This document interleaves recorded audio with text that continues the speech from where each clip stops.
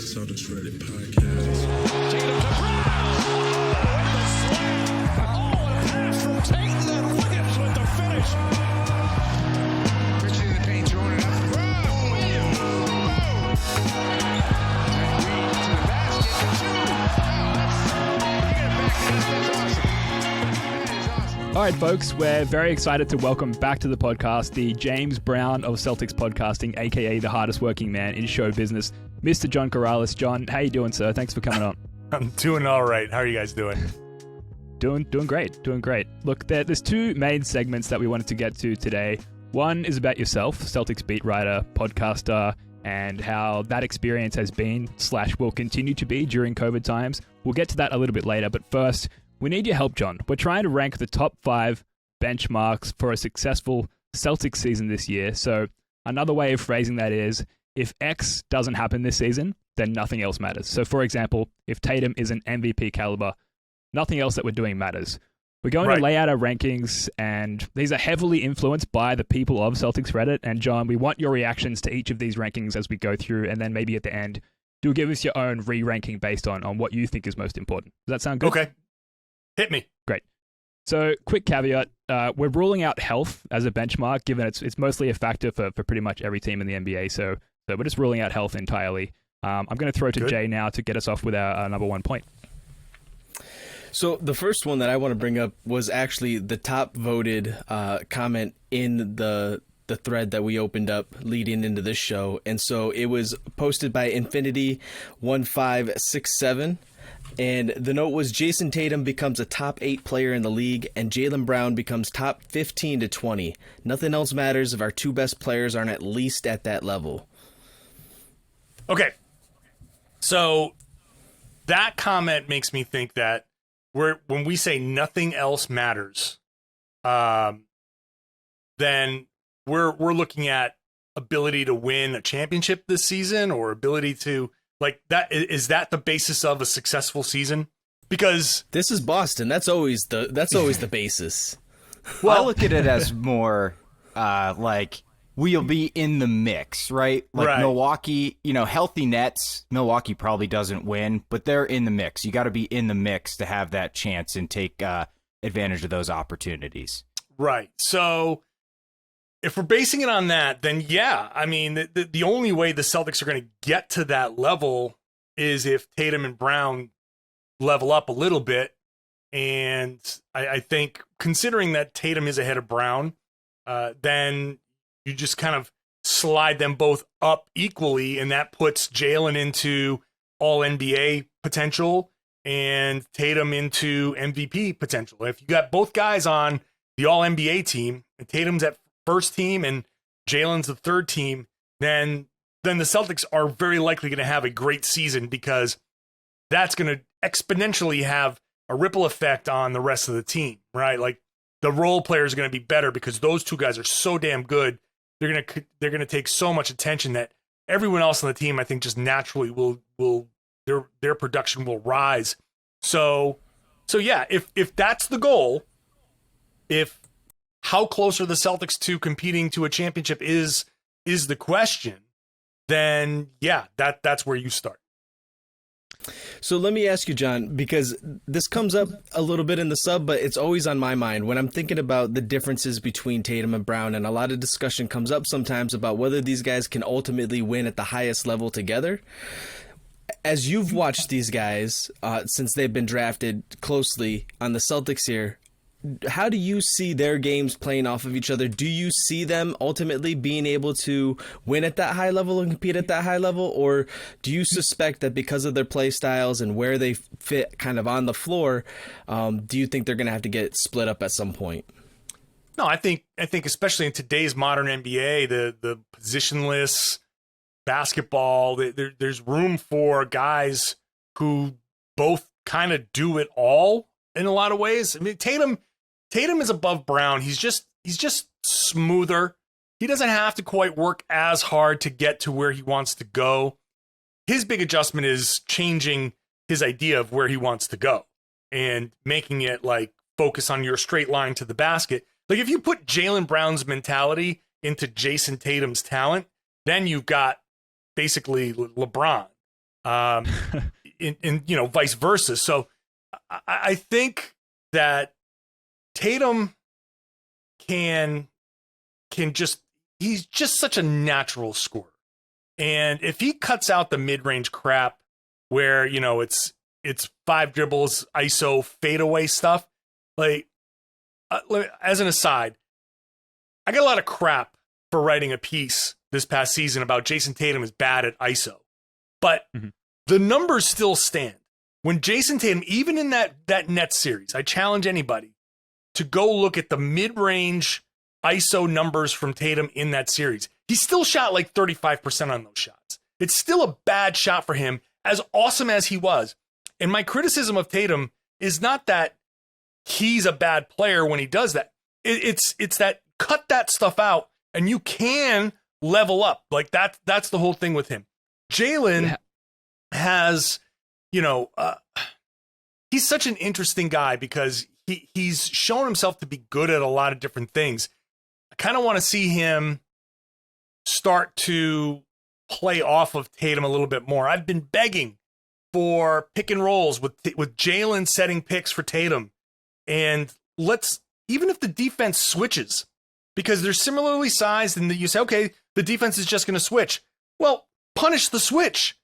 You are creating the mismatch. If they want to switch, then now you've all of a sudden got Jalen slipping and going to the basket and Tatum hitting him for a wide open dunk. Punish the switch. So I want to see them do that more. I think if they can figure that part out, then that mentality that I said that Jalen had can work. That mentality that Jason has can actually work. They actually do kind of work well together. I just want to see them put it together and not be on other sides of the floor all the time. Just put it together. Yeah. So obviously the Udoka coaching sample size is extremely limited to 0. In fact, and the fact that he's never been a head coach in the league. There is no any sample cause size for exactly. Is there any cause for optimism, like as far as that Tatum and Brown pick and roll? Is there anything that or people should know about Udoka that might make him more prone to making that part of his offense, whereas Brad Stevens, barely utilized that at all? Well, I see that, I lean on Udoka's time in San Antonio, where the Spurs had Tim Duncan, Manu Ginobili, Tony Parker, and those 3 guys. Now, they clearly are 3 different types of players, but they worked so well off of each other. They didn't go my turn, your turn. And Tim Duncan could have gone my turn, your turn all day long. No one would have said anything, but they didn't really. And I think having that experience there, and then on top of it, having the experience in Philly where he saw how 2 guys with a lot of talent didn't work well together. I think that little chain of experience, take it into Brooklyn where those, he just had an experience there with Steve Nash and 3 stars and how Kyrie was, kind of out there and what Durant was as far as like a very business-like approach and James Harden's amazing talent. All of that stuff is information that he has that he can now try to apply to this relationship. He's got a lot of examples with a lot of the biggest names that Tatum and Brown respect. And I think when Udoka comes in and says, yeah, I was talking to James Harden and this is what James Harden thinks. If you're Jaylen Brown and Jason Tatum, you go, oh, really? What does James Harden think? If he says, yeah, Tim Duncan used to tell me this, are you going to blow off advice from Tim Duncan? No. So I think that he has their attention just from that. And the other thing is the example that I lean on when it comes to Udoka connecting with Tatum and Brown. It's that Tatum and Brown have both been very active and vocal in coaching opportunities for minority candidates. Now they have a black head coach. They are playing for a black head coach. Considering their activism, considering their position, and considering now that they're in this position, I find it very difficult to believe that they're going to be anything but very attentive and very eager to make sure he does well so they can say, see, we told you. And I think that's important to them. So I think Udoka, whatever he brings right away is going to get immediate buy-in. And the real question with his coaching will be then, what does he do with this buy-in? He's coming in with a lot of capital with this team, and does he retain that capital throughout the season, or does he have some level of is something with the X's and O's going to be something that tunes somebody out? Sure. Okay. Now, look, getting back to this ranking, and we've inadvertently managed to touch on basically every point in our 5-step ranking in the first question there. Before we move on from that's my fault. I talk too much. No, it's okay. That's why you're here, John. That's why you're in the business. Before we move on to point one, though, is it fair to say, like, if nothing else goes right this season, the one most important thing would be Jason Tatum continuing that superstar trajectory? Look, we can go ahead and sign all of the Dennis Schroeders for $5.7 million. We can do all the little moves around the edges, but nothing matters really if Jason Tatum isn't who we think he is. Is that the most important factor? Right. Yeah, I mean, forget this season. Forget the results of this season. You just want to see Jason Tatum do that, just because he's the cornerstone of the franchise, right? Him, Jaylen Brown, they're called the two pillars for a reason. So, if nothing else, even if everything else fails, you want to see these two guys be even better than they were last year, because now you feel better about them moving forward. You can just chalk this up to a bridge year. Lots of things going wrong. Learning curve for first-year head coach, first-year president of basketball operations. All right, fine. We'll correct our mistakes. We'll move forward. But you want to at least be able to say, hey, look, Tatum went from third team, fringe third team, should have been third team, to first team. You want to be able to have him be in that mix, a lock all NBA guy. You want Brown to be in that discussion. That regardless of the results team-wise, you do want that to feel better about this team's future. Sure. And John, I want to shift the conversation just a little bit here and talk about something that is probably a sore subject for all of us after last year, and that's defense. It was not pretty last year, but we've got user Advisor T. He says, if we don't have a top 5 defense after all the offseason moves, from the coaching change and the addition of the roster reconstruction, we added a bunch of good defenders. Schroeder's pretty solid. Richardson's known for his defense. Then we have some serious issues. So nothing else matters if our defense isn't top tier. And really, how bad do you think our defense can be if we want to stay in that mix? I mean, is it top 5, 6, 7, 10? I mean, we were 13th last year by some miracle. I tend to think NBA.com's numbers might be wrong, but how good do you want to see the defense to keep us in that mix? Well, yeah, I think the defense last year. Here's the thing.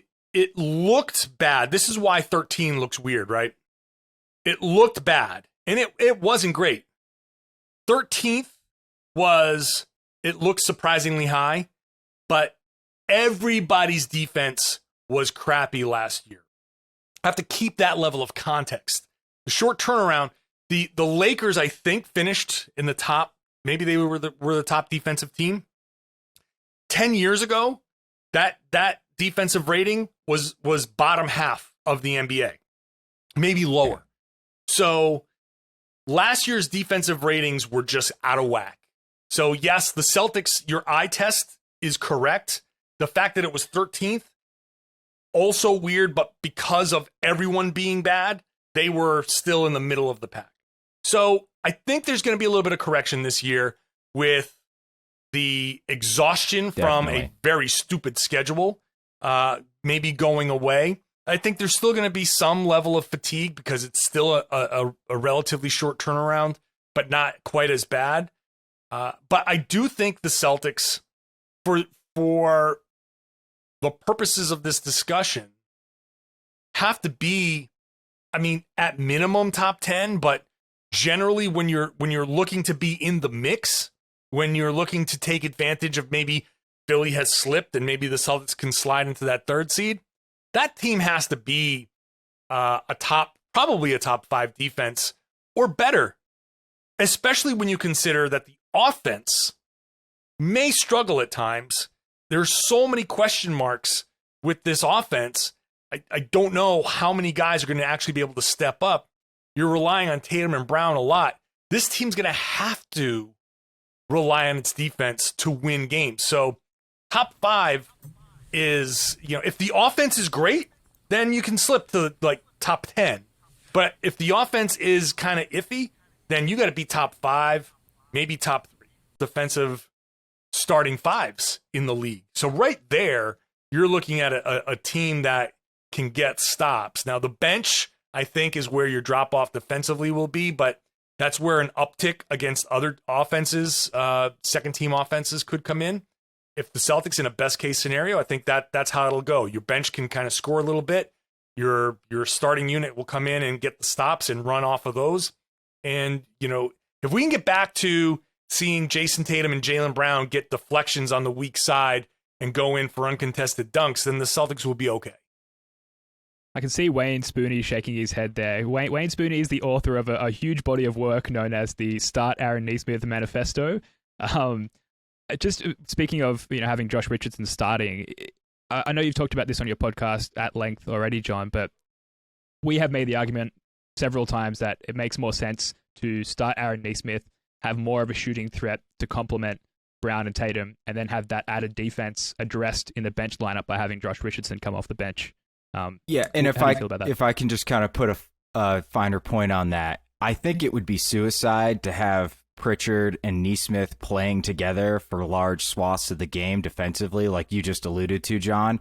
So I think Nesmith makes a lot more sense in the starting lineup where shooting can open the floor instead of Richardson, who kind of was a brick fest last year. So that's the main thesis of the manifesto that many tens of people read. Dozens. There are dozens of Solid us. references Dozens! to Magic the Gathering as well. Dozens. My counterpoint to that, and look, I've written a piece saying that Nesmith should get a look as a potential starter. I believe in that line of thinking as well. It's a valid line of thinking. The starting lineup needs shooting. You've got Tatum and Brown. You need some lanes to open up. Marcus Smart, we can get into that. I do think that his shooting can improve as the starting point guard, but he's still not a floor spacer per se. Robert Williams is not going to space the floor. And then you go to Josh Richardson or Aaron Nesmith. Now, Nesmith, you're gonna bet that he is actually going to space the floor. And we've seen his hustle and all of that stuff. If you can keep a guy in front of him and switch effectively, then yeah, it's kind of like the reverse of the Josh Richardson argument, where you say with Richardson, he's going to defend. If he can just hit some shots like he used to in Miami, 37, 38%, then no, he might not be Nesmith at his best, who maybe would be a 40% three-point shooter. But 37, 38% from Richardson, which we've seen before, just not recently, plus his defense, now you're saying, well, all right, now he can space the floor.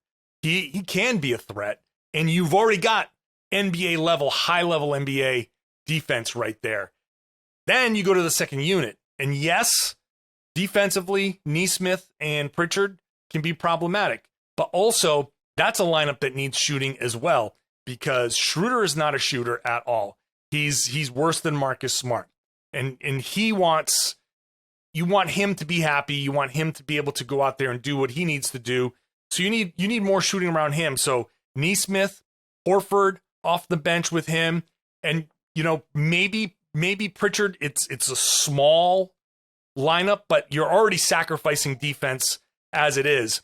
Go out there, have Pritchard bomb away from 30 feet. Have Nesmith, out there catching and shooting. That will at least give you some floor spacing and let Schroeder go do his thing. Like I said, bench, more offensive, starting lineup, more defensive. And yes, you can switch, and maybe Nesmith will earn the role, and maybe that'll come to pass. But right now, that's why I'm kind of still leaning Richardson. Schroeder Join is the not revolution a shooter, before it's too late, John. Join the revolution. I'm not against Nesmith. I'm right now leaning Richardson. I think Schroeder is not a shooter might be a mantra for the season for a lot of fans out there. That's a new We've got to move hashtag on. right there. Can we make a T-shirt with the umlaut over the O's and the shooter as well? We need to love it. market that now. I just want But we've got 10%. We'll hook you up, John, Deal. don't worry. We'll get some revenue sharing happening between both podcasts just to make it fair. We've got to move Totally on. fair. Yeah. This is a comment from Sam Keifel, who says, I believe people are too focused on players improving, which in theory is something we should or want, but I also think that people are skipping over if our top players play more like a team. I really want to see if Tatum and Brown can lead a team instead of just putting up big numbers. And of course, we've touched on this to a certain extent already, John. And this leads to point 3, the third most important benchmark, if you want to call it that, for this season. And this is stated by user I am not a robot with some binary numbers after the username there. The team has to increase ball movement and off-ball movement regardless of individual talent. Nothing else matters if Udoka can't get the Celtics playing team basketball. Would you agree that's maybe the third most important factor going into the season, or at least up there? I mean, it's up there. It's certainly up there. It's a stated goal from Ime Udoka as well. And it goes back to the Tim Duncan, Manu Ginobili, Tony Parker comparison. Those 14 San Antonio Spurs were the pinnacle of what this comment is about. So I'm sure that it can be stressed to these guys that, yeah, go out there, move the ball, move yourself. You're going to get the ball back. I mean, that's something that I talked about a lot last season, and certainly the ball movement was absolutely horrific last year. Yeah. But to borrow from Paul Pierce and his Yuri Welsh comments in the SI article, it's like Tatum can look at, well, who am I supposed to pass to? Grant Williams in the corner? Like, at some point, it kind of became a catch-22. Those guys needed more shots so they can get into a groove, but when they got the shots, they missed, so Tatum and Brown took more, but those guys still needed more shots. So it just kept feeding each other. And so I think last season, I really don't want to put as much stock into last season as we normally put into prior seasons, because I do think that COVID and the turnaround, I think the team was very much trying to avoid sounding like they were making excuses, but there are a ton of things that impacted this team that play into why certain things happened. And so the ball movement stopped because they were exhausted. Tatum was coming off of COVID. A lot of guys were coming off of COVID. They also just didn't trust each other offensively. They liked each other, but they just didn't trust each other to get the ball back. Every so often, the ball would move, and it would be like, hooray, you figured it out. And then it would stop. I remember. Save Hogwarts in the sub posted their comment in our thread. Robert Williams really needs to stay healthy. He needs to put up in 30 plus minutes regularly without breaking down. He played over 30 minutes exactly once last season. If Time Lord can't stay healthy, then almost nothing else matters. And I think that's a pretty, it's not to the same level as saying, whether Jalen or Jason perform at that next level, right? When we're talking about MVP or all NBA for Jalen. But regardless of how well they play, if they want to be able to go and be really competitive, especially in the playoffs, they're going to need the big guy, or the bigger guy, the guy playing the big man role. But can you speak a little bit to what you're thinking about as far as the impact that you're expecting from our Robert Williams? I know you shared a little bit about your expectations for certain individual players looking forward into the season. So I'm interested to hear your take, especially with regards to what myself and Save Hogwarts are bringing up. Yeah, I mean, I think Robert Williams is a very important player, and there is something to this. And now I think having Al Horford on the team mitigates some of the potential loss if Robert Williams does miss time. It also mitigates the need for Robert Williams to play 30 plus minutes. I think you can maybe, there's 48 minutes at the center spot. And assuming that they're not going to play together very much, I would hope they're not going to play together very much. That's just my looking at Al Horford as the power forward, and I think we've seen that not work in places. Al Horford as a big, as a five, is probably best. So you could go down the middle, 24 and 24, and be fine. Al's numbers are supposed to drop anyway.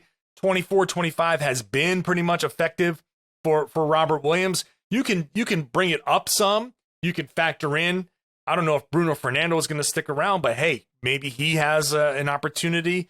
Maybe Grant Williams as a small ball 5 in certain situations can take some minutes away. So I think maybe moving forward, ultimately throughout the course of now 5 years contractually of Robert Williams, you'd like to see him start to consistently get up over 30 minutes a game. But this season, I think they can really take it somewhat slowly and get him ramped up and get his body used to it.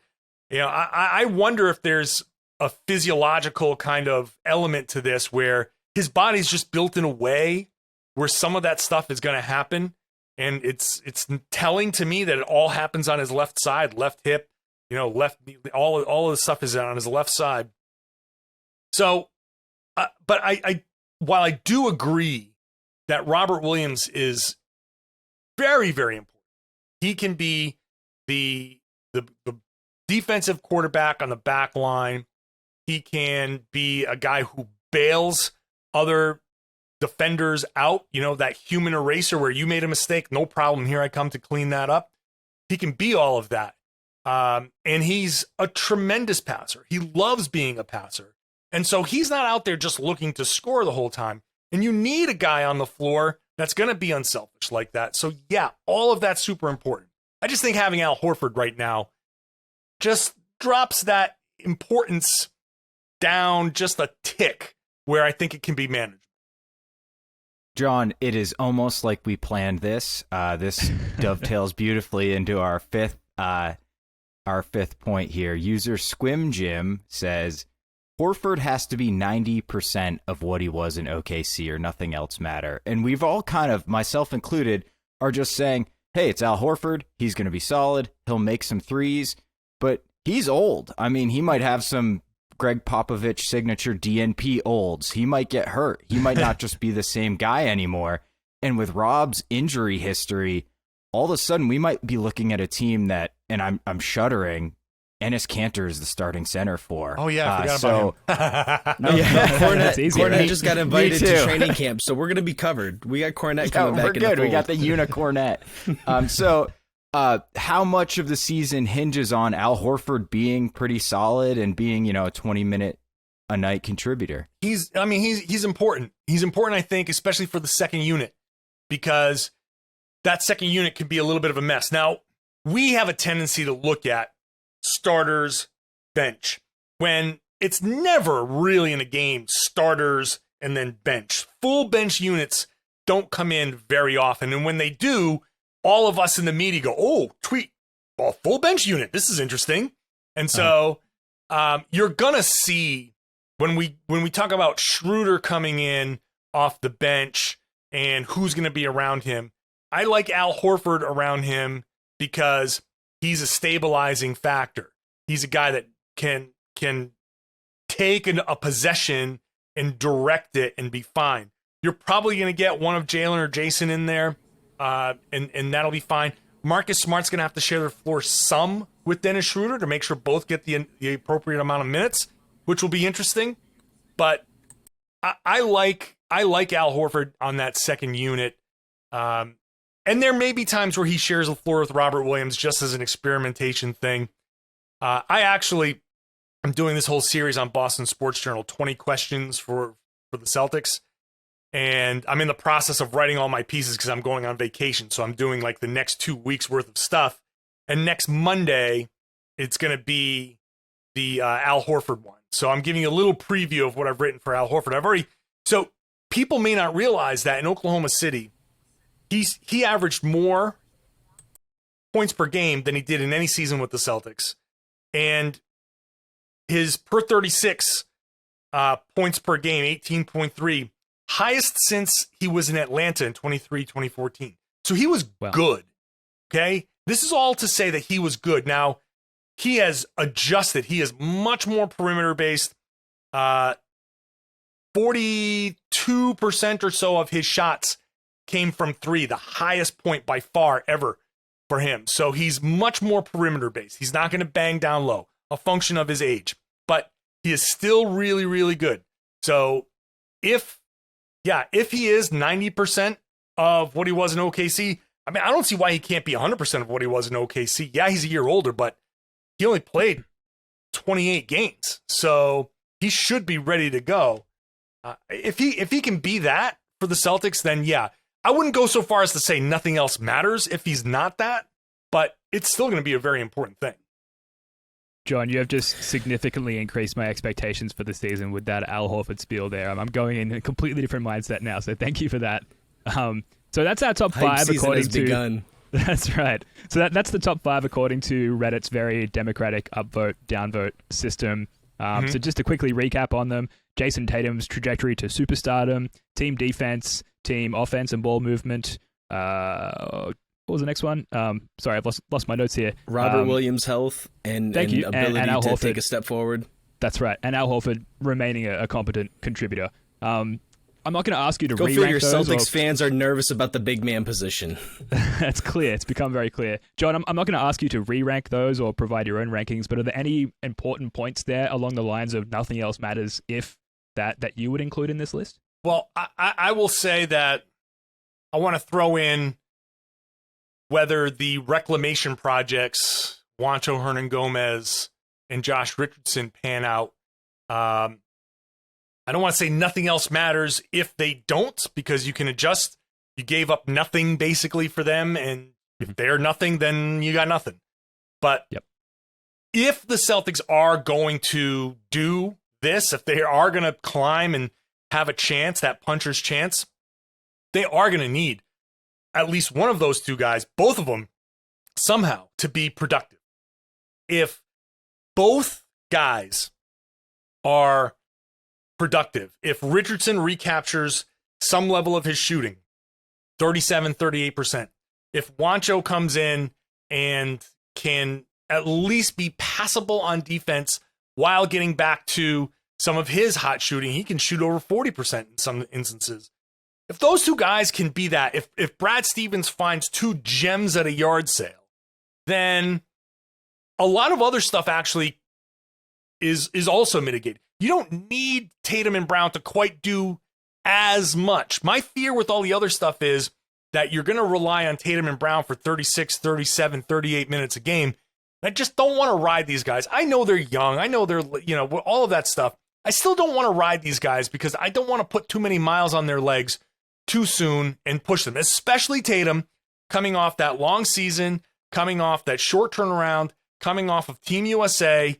I would like to actually keep his minutes down to like 33, 34 to start the season and then slowly ramp him up. So that's going to require Richardson to be good. It's going to require Hernan-Gomez to be good. I'll throw Aaron Nesmith in there. The other thing is, can one of Aaron Nesmith or Peyton Pritchard hit? Can one of those guys in their second year come out and be a strong 20 to 25 minute rotation player? I'm going to say the odds are better that it's Nesmith because he's bigger. He can shoot just like Pritchard can shoot, but more switchability on defense, not quite the liability in the same way that Pritchard is. So if one of those guys can hit, if it's Nesmith and if it's one of the reclamation projects at the very least, if it's Richardson, then a lot changes for this team. I make the joke in one of my pieces here that there are so many question marks for this team that the City Edition uniforms might as well be the Riddler's outfit because it's the right color. It's the right color, right? You get the question marks on there. You can probably look up and down the roster. Could that be the new main team? Yes. You can look up and down the roster and find 6, 7 guys where you can say, hey, if this guy hits, if this guy figures something out, then we got something. This is a very high variance team. If the best case scenario works out for a bunch of these guys, hey, overachieving like crazy here. If the worst case scenario works out for these guys, then Jason Tatum's padding his play-in tournament stats. Yeah, absolutely. So John, I'd love to get your feedback on something because we separate from these points that I think a lot of people have been enjoying, there's been a bit of a blood feud that started between Mr. Spoons and myself. A bit of a blood feud. This goes way back. This runs deep. We've been having it. Now, I myself am an unapologetic Marcus Smart enthusiast. And so there's been some of the discussion around acquiring a third star to pair with the Jays. And with his sort of new, more defined role and the affirmation from coaching and higher level team leadership that Marcus Smart will be that starting point guard moving forward, I'm of a mindset and opinion currently that he's primed to have a breakout season and potentially explode into that role as that third star on this team. I argue and contend the point that Marcus Smart can be an all-star and be the third star on this team if it competes for a championship. There are those that disagree with me. Some of them might be currently on the show with us right now. We've gone back and forth. I would love to get your take on this, John. Yeah, settle the debate for us, John. Okay. Please. My feeling is somewhere in the middle there. I am a Marcus Smart believer. I believe that him as a starting point guard will absolutely work. I don't know that he's going to be an all-star. But, I mean, I'm not saying he can't be. I just don't see it. I don't see him rising to the level of third star. I see him being a more refined, more efficient version of what he's been. And my basis for that is, you look at his shooting numbers from the corner are somewhere up around 47, 48% on corner threes. His shooting numbers from above the break are like 30%. It's crap. When you start with the ball in your hands and you start with the mentality of I've got to get the ball moving, well, you pass and then you move. So you pass and you cut. And in the rotation of where guys end up, the point guard tends to sift down into the corner, and the guy who's starting the corner tends to come on up. And if you give the ball to if you give the ball up to Robert Williams on the right wing, and he's running a dribble handoff with Jason Tatum coming up from the right corner, Tatum turns the corner. Jaylen Brown or Josh Richardson is coming up. The other one is coming up from the corner, and then Marcus Smart replaces into the corner. So now when the ball swing, Smart's in the corner more often than he is above the break. And even if he slides up, he's sliding up right kind of towards the break, maybe not all the way up. So I think just by virtue of a shift, maybe not even a reduction in his three-point shooting, but a shift in the distribution, more corner threes versus above the break threes, I think we're going to see his shooting percentage go up. It's going to be a little more tolerable. I think he can probably get up to a 35, maybe 36% three-point shooter versus 32 or 33. And those 4 extra percentage points are going to be huge. So that makes him passable. That makes him acceptable. I think that alone is going to make him a bigger part of the offense. And I like his ability to distribute the ball. I think he works really well in the pick and roll with Robert Williams.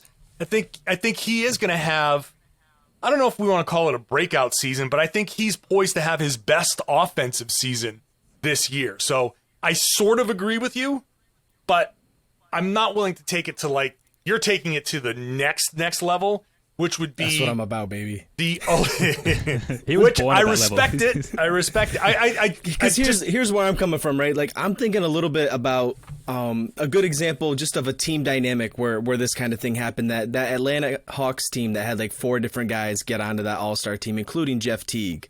And like I think of Jeff Teague, even at his best, better shooter than Marcus Smart, but not really better at him at anything else.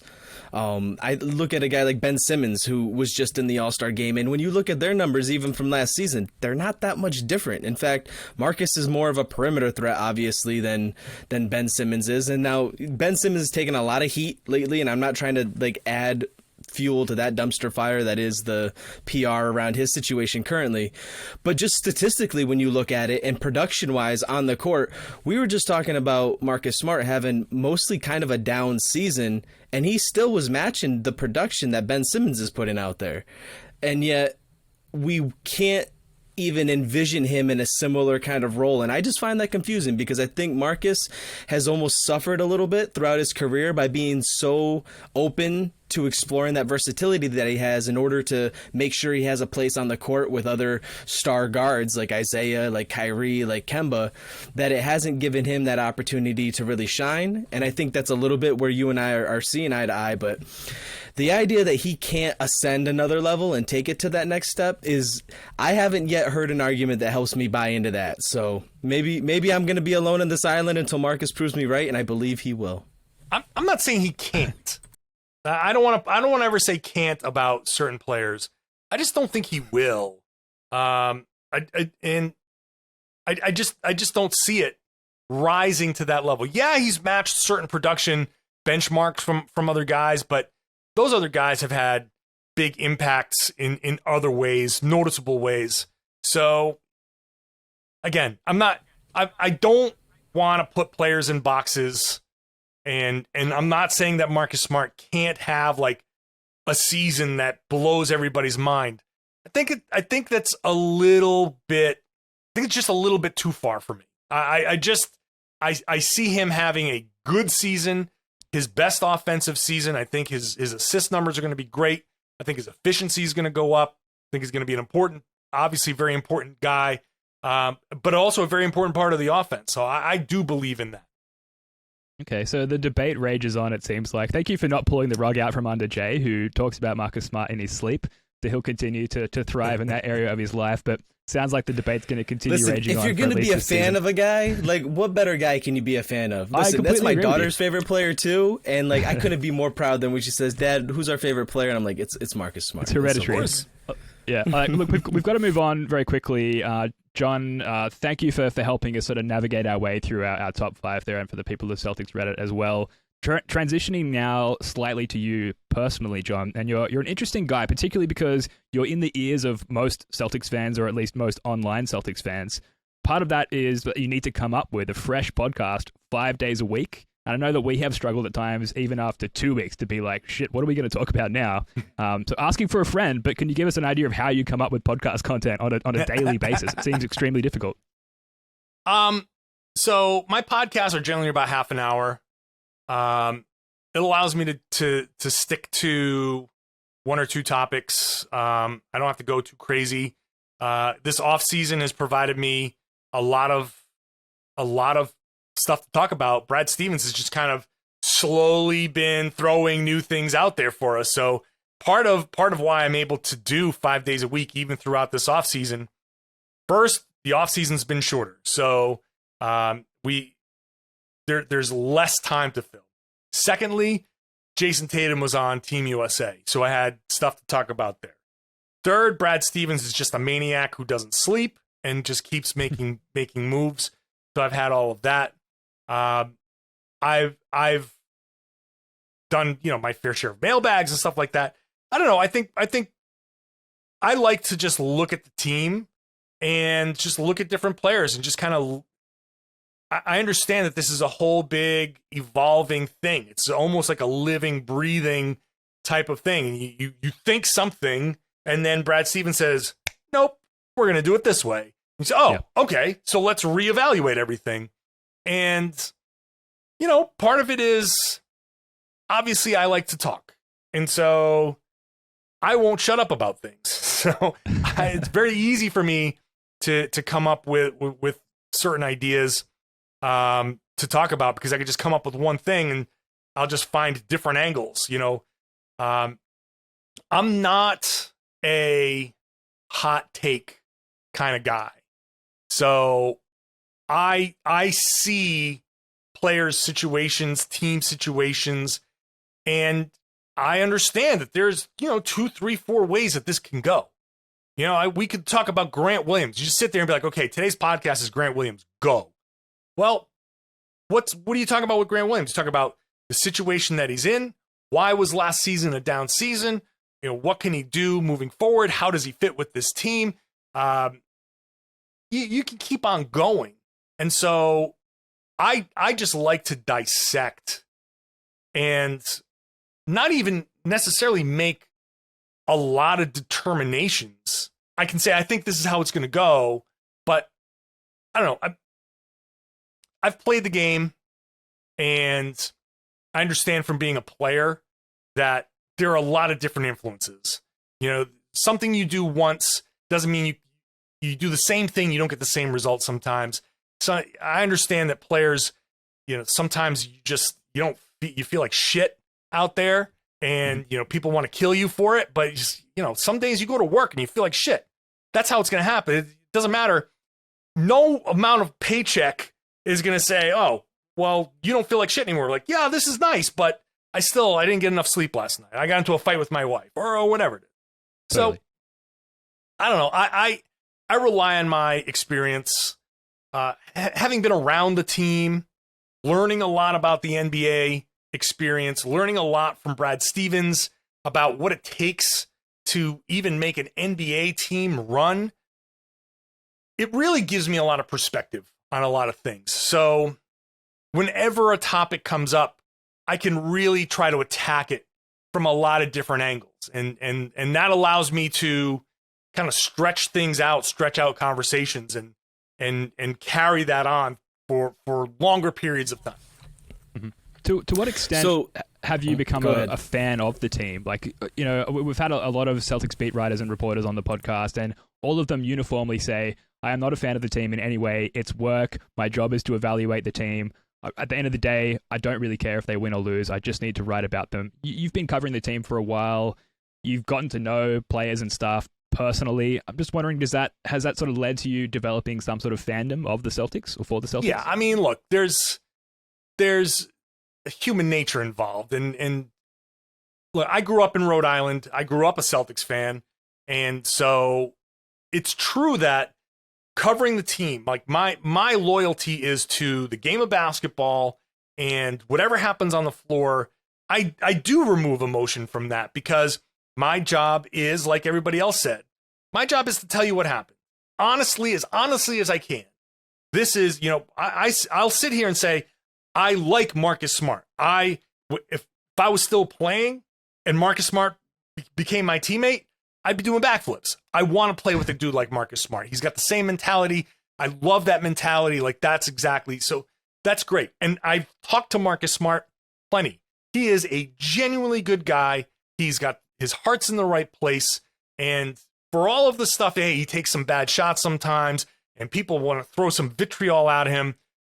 It's just basketball. So as a just a pure human being, I can say, yeah, I want Marcus Smart to do well. He's a good dude. He's working his ass off. I want him to do well. At the same time, if I got a job with the LA Times tomorrow, flew out to Los Angeles, and I was covering the Los Angeles Lakers, team I grew up hating, and, LeBron's on there, and I know how people in Boston love LeBron James. If I was covering the Lakers and getting to know all of the guys on the Lakers and getting some interpersonal communication, and you're around those guys, there is human nature that comes in and says, I see how hard these guys are working. And in the end, these are just human beings with one amazing skill playing basketball, but they're just human beings out there trying to earn a living. And so if I was still playing and the Lakers said, hey, John, we want to sign you for $10 million, and no one else is offering me that, I'd be like, hello, purple and gold. Love being a Laker. And it's weird. Right, so we're gonna end that topic right there. But hey, look, man, Paul Pierce grew up in Inglewood. He's going into the Hall of Fame on Saturday as a Celtic.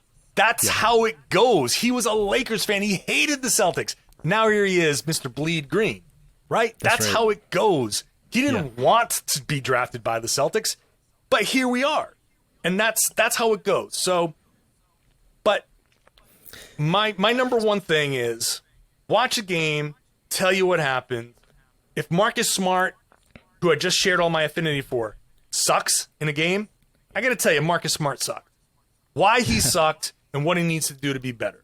And if he continues to suck, then I got to figure out, well, maybe it's time to trade Marcus Smart. You know what I mean? Like, I have to have that in me You've got to be to objective. tell you.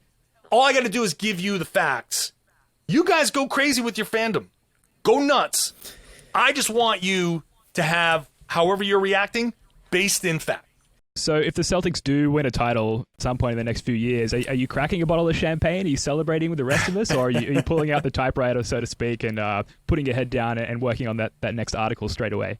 I have to work, man. I have to work. I mean, I can't celebrate anything because... Sorry, I'll drink 2 for you, my friend. Yeah, There we'll you go. celebrate for you. There you go. Now, I will go home and celebrate a season that, you know, is probably giving me a ton of page views and podcast views and listens and all that. But yeah, man, I understand. I think at that point there is a time for people to celebrate. The tone of what I write will be celebratory, but I still will be writing in the midst of the celebration. So this kind of leads into a question that I had for you, given the way that you interact with the team and your history reporting on the team. With the shift away from cable television and more into streaming now, and in an environment that's becoming increasingly familiar with like digital content becoming tradable commodities, how do you see the access to teams and players changing for fans, but also for journalists and reporters like yourself? That's an interesting question because you couple that with COVID, and now the league teams have this wedge that they can drive in there to pull us away. And the league may, and the players may say, well, we don't need you anymore because we can just connect to fans on our own. But I push back on that because these guys aren't storytellers.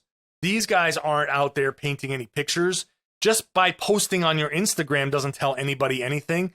Posting an Instagram live doesn't tell anybody anything because you're connecting to fans, but fans want to learn more about these players. And this whole streaming, Instagram, TikTok, whatever the hell is out there, what's next? It's PR. It's not getting to know these guys. My job is to find that thing that gets a player to open up and tell you a story about who this player really is. And so that comes from somebody on the outside observing. Me watching a game, me watching guys at practice, or when I say me, it's a journalist that's watching practices, games, interactions in locker rooms, interactions after games, interactions down the hall. You know, all of these things come into play when I say, all right, I'm noticing X, Y, and Z. I'm going to explore that. And maybe I talk to some other people before I talk to the player, but there are things that a player will never tell you about himself that people like me will find out and tell that story, and people will share it maybe on Reddit, and you'll have comments and conversations, and it'll shape how you feel about a player. Maybe that story will make Marcus Smart somebody's favorite player, or maybe something will tell you about Josh Richardson and make you say, oh, wow, I didn't realize that. I'm going to cut him a break.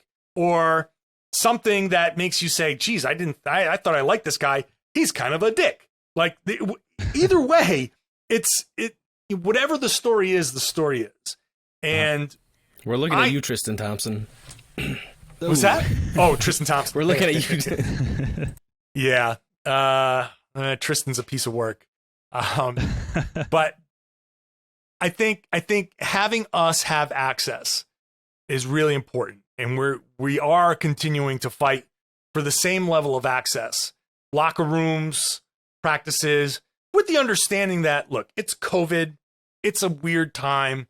We know that things are going to be different. So we're willing to operate differently. Maybe it's more Zooms. Maybe it's a plexiglass tunnel throughout the back that we journalists have to walk through. I don't know what it is. But if it's just players connecting through social media, you're never going to get the whole story. And it's not going to work because fans are going to want more, and it's going to be more than these players and teams are going to want to get. Yeah, absolutely. Well, look, you're certainly doing a good job of keeping that standard high despite the challenges that have been introduced by COVID and whatnot. John Karalis, we hope that you enjoy your insanely well-deserved vacation. I know it's been a long season for you, and you've been continuing to crank out the pods throughout the off-season. Brad Stevens just won't. All I've been hearing stop. all week is how he's looking forward to this vacation. That's right. Right. Very much looking forward to this vacation. I can imagine. It's very, very well deserved. John, thanks you. for all that you do for the insatiable Celtics fans of the world, and thanks for coming back on the pod. Appreciate you. My pleasure, guys. Anytime.